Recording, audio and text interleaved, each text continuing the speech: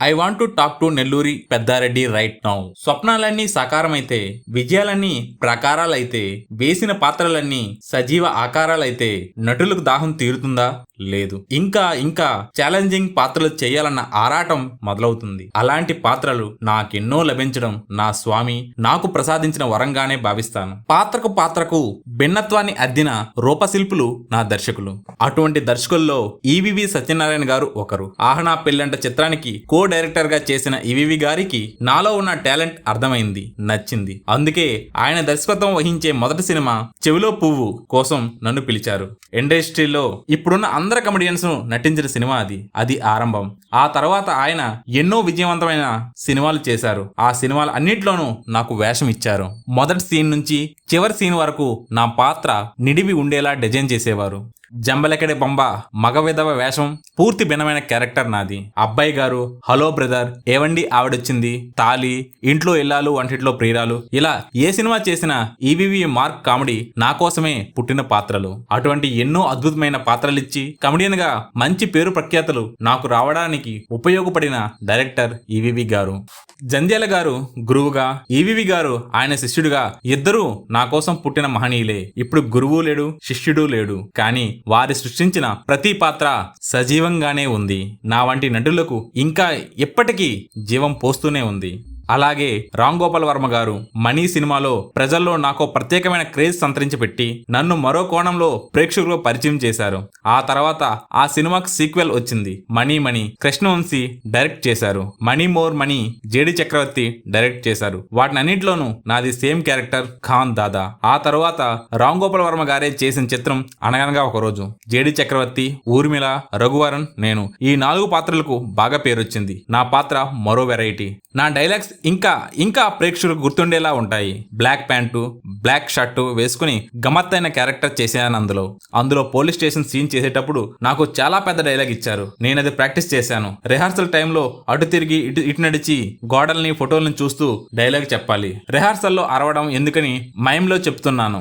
ఉచ్చరించినట్లు moments తీసుకుంటూ. అది చూసిన రాము గారు, బ్రహ్మానందం గారు ఒక పని చేయండి, ఆ పెద్ద డైలాగ్ మొత్తం కట్ చేసి చివరి ఒక సింగిల్ డైలాగ్ మాత్రమే టేబుల్ మీద కూర్చొని చెప్పండి అన్నారు. నాకు అర్థం కాలేదు. నేను డైలాగ్ నేర్చుకోలేదేమో అనుకున్నారేమో అనుకుని డైలాగ్ మొత్తం చెప్పగలను సార్ అన్నాను.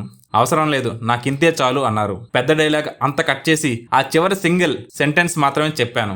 I want to talk to Nelluri Peddareddy right now. అది డైలాగ్. ఆ డైలాగ్ చెప్పగానే ఎస్ఐ నా క్రైమ్ రికార్డ్ ఫైల్ ఓపెన్ చేసి చూపిస్తాడు. అప్పుడు నేను ఏ ఎక్స్ప్రెషన్ ఇవ్వలేదు, సైలెంట్ గా టేబుల్ దిగాను. కానీ ఆ రియాక్షన్ మాత్రం థియేటర్ లో బ్రహ్మాండంగా పేలింది. ఆ డైలాగ్ ఇప్పటికీ ప్రేక్షకులకు గుర్తుంది. అలాంటివే ఇంకా కొన్ని డైలాగ్స్ అందులో ఉంటాయి. ఊర్మిళ, జేడి చక్రవర్తి నాకు ఫేక్ స్టోరీ చెప్తారు. అంతా విని నేను ఒక గడ్డి పరకను పెరికి పైకి ఒకసారి చూసి గడ్డి పరకను దువ్వి ఇంత లేక తీసుకుని చెప్పే డైలాగు. మీరు చెప్పేదంతా నమ్మడానికి నేను మరీ అంత ఎదలా కనబడుతున్నానా అంటాను. దానికి విపరీతమైన రెస్పాన్స్. క్లైమాక్స్ లో విలన్ రఘువరన్ వీపు మీద పెన్ను పెట్టి, పెన్ అనుకున్నావా గన్ అంటాను. ఆడియన్స్ కి అది తెలుసు అది పెన్ అని. ఆ డైలాగ్స్ కూడా ఇప్పటికీ జనాల్లో గుర్తుండిపోయింది. అనగనగా ఒక రోజు సినిమా కూడా పెద్ద హిట్ అయింది. నా పాత్రకు ఎక్కడ లేని పేరొచ్చింది. రామ్ గోపాల్ వర్మలో ఉన్న గమ్మత్తైన శైలి అదే. అంతకుముందు నేను చేసిన క్షణంలోని చిన్న పాత్ర కూడా అలాగే రూపుదిద్దారు. వైభవ్ మెన్స్ వేర్ లో నేను ఫ్లోర్ ఇన్ఛార్జ్. అందులో విపరీతమైన నీట్నెస్ కోరుకుంటాను. ఆ షాప్ కి మురికి బట్టలతో శ్రీదేవి, వెంకటేశ్ వస్తారు. శ్రీదేవి హ్యాంగర్స్ అన్ని పడేస్తుంటే నేను సర్దుతాను అంటాను. రెండోసారి మళ్ళీ పడేయబోతే చెయ్యొడ్డు పెట్టి నిలబడి సైలెంట్ గా చూస్తాను. ఆ ఎక్స్ప్రెషన్ చూసి శ్రీదేవి లాంటి మహానటే నవ్వాపుకోలేక 6 టేకులు తీసుకుంది. వైభవ్ షాప్ వాళ్ళు తక్కువ టైం ఇచ్చారని రాము గారు గుర్తు చేయడంతో వాళ్ళ పర్మిషన్ ఇచ్చిన టైంలోనే సీన్ పూర్తి చేయడం కోసం శ్రీదేవి బలవంతంగా నవ్వు ఆపుకుని చేసింది. అటువంటి డైలాగ్స్ ఎన్నో. అనగనగా ఒక రోజు అయ్యాక ఒకసారి చిరంజీవి గారింటికి వెళ్ళినప్పుడు రామ్ చరణ్ 5 ఏళ్ల చిన్న కుర్రాడు. చిరంజీవి గారు, నాన్న ఏది ఒకసారి అంకుల్ డైలాగ్ చెప్పు అన్నారు. అప్పుడు రామ్ చరణ్ పెన్ అనుకున్నావా గన్ను అన్న డైలాగ్ చెప్పాడు. అంతగా ప్రేక్షకుల హృదయాల్లోకి హత్తుకునే పాత్రలో, సంభాషణలో ఈ శిల్పాన్ని చెక్కిన దర్శక శిల్పులకు వారి కళా చాతుర్యానికి శిరస్సు వంచి నమస్కారం చేయడం తప్ప ఏమివ్వగలను. శవంగా నటించడంలో జీవించానట. కొన్ని పాత్రలు నటుడుగా నాకు తృప్తినిచ్చేవి ఉంటే, కొన్ని పాత్రలు వాటిని మలిచిన దర్శక రచయితలకు సంతృప్తినిస్తే, కొన్ని సన్నివేశాలు మాత్రం టికెట్ కొనే థియేటర్ కి వచ్చిన ప్రేక్షకులకు బ్రహ్మానందాన్నిస్తాయి. అలాంటి సన్నివేశాల్లో కొన్ని ఇప్పటికే ప్రేక్షకుల మధ్యలో శాశ్వతంగా గుర్తుండిపోయాయి. క్షేమంగా వెళ్లి లాభంగా రండి ఈ టైటిల్ వినగానే మీ అందరికీ పెదవుల మీద చిరునవ్వు మెరుస్తుందని నాకు తెలుసు. కోవే సరళ, బ్రహ్మానందం జంట పండించిన హాస్య సన్నివేశాలు ఏ స్థాయిలో మిమ్మల్ని నవ్వించి ఉంటాయో నాకు తెలుసు. బ్రహ్మానందం భర్త, కోవే సరళ భార్య. కూర్చోమంటే కూర్చుంటుంది, నుంచోమంటే నుంచుంటుంది. మందు పోయడం, సిగరెట్ అంటించడం, ఏం చెప్తే అది చేయకపోతే భార్యను గొడ్డును బాదినట్లు బాధేస్తూ ఉంటాను. అందులోనే ఓ సన్నివేశం, సిగరెట్ అనుకుని బాంబు నోట్లో పెట్టుకుని అంటించమని అడిగితే కోవే సరళ చెప్పబోవడం, నేను గద్దించడం, ఫైనల్ గా వెలిగించడం, అది పేలడం, నా మొహం మొత్తం మసిబారిపోవడం. ఈ సన్నివేశం చూసి థియేటర్ లో ఎంతమంది సీట్లలో ఎగిరిపడుతూ నవ్వారో మీ అందరికీ గుర్తుండే ఉంటుంది. తలుపేసి కొడితే పిల్లి కూడా పులిలాగా తిరగబడుతుంది అన్నట్లు నా దౌర్జన్యం భరించి భరించి కోవే సరళ ఒక పులిలాగే తిరగబడుతుంది. అప్పుడు ఎలకని పిల్లి తరిమినట్లు కోవే సరళ నన్ను తరుముతుంటే నేను పరుగులు పెట్టే సన్నివేశం కూడా అంతే. స్త్రీ తిరగబడి భర్తను తరమడం మహిళా ప్రేక్షకులకు ఎంత ఆనందాన్ని ఇచ్చిందో మగవారికి కూడా అంతటి నవ్వుని ఇచ్చి అలరించింది. అటువంటి సన్నివేశాలు ఆ సినిమాల్లో కోకొల్లెలో. అలాగే బావగారు బాగున్నారా చిత్రం. ఈ సినిమా పేరు వినగానే ఒక శవం గుర్తొస్తుంది. ఆ శవంతో చిరంజీవి, రంభా చేసే విన్యాసాలు గుర్తొస్తాయి. నేను శవంగా నటించడంలో జీవించానని చిరంజీవి గారు అన్నారు. నేను చనిపోయాననుకుని నా శవాన్ని మాయం చేయడం కోసం రంభ చేసే ప్రయత్నాలకు చిరంజీవి గారు సాయం చేస్తూ నన్ను శవంలా నటించమని రిక్వెస్ట్ చేస్తే ఆయన కోసం నేను పడే పాటలు సినిమాలో చాలాసేపు ఆపుకోకుండా నవ్విస్తూనే ఉంటాయి. ఫ్రిడ్జ్ లో పెడతారు, నిజం ఫ్రిడ్జ్, నిజంగా ఫ్రీజ్, బయటికి తీస్తే బంతిలా అవుతాను, చేతిని కాలుని నడ్డిని గడ్డగట్టుకుపోతే సరిచేస్తారు. నేనేమో రంభ చూడకుండా చిరంజీవి గారికి నా వల్ల కాదన్నట్టు తెలియపరచాలి. ఆయన కూడా రంభ గమనించకుండా కోఆపరేట్ చేయమన్నట్టు రిక్వెస్ట్ చేయాలి. రకరకాల విన్యాసాలు చేయిస్తారు. నేను దెయ్యం చూసినట్లు చూస్తే రంభ భయపడి చూడు చూడు శవం దెయ్యంలా చూస్తుంది అని చెప్తుంది. నా ఎక్స్ప్రెషన్ కనిపించకుండా చిరంజీవి గారు నల్ల కళ్ళజోడు పెడతారు. మళ్ళీ ఆ నల్ల కళ్ళజోడు నా ముక్కు మీదకి జారినట్లు చిరంజీవి గారే వెనక నుంచి కళ్ళజోడిని కిందకి నెడతారు. రంభ కోపంలో నా చెంపలు వాయిస్తుంది. కళ్ళు ఆర్పకూడదు, దెబ్బ తగిలినట్టు కనిపించకూడదు, నొప్పి భరించలేక అరవకూడదు. చిరంజీవి గారికి నా గోడు కేవలం ఎక్స్ప్రెషన్ తోనే వెల్లబేసుకోవాలి.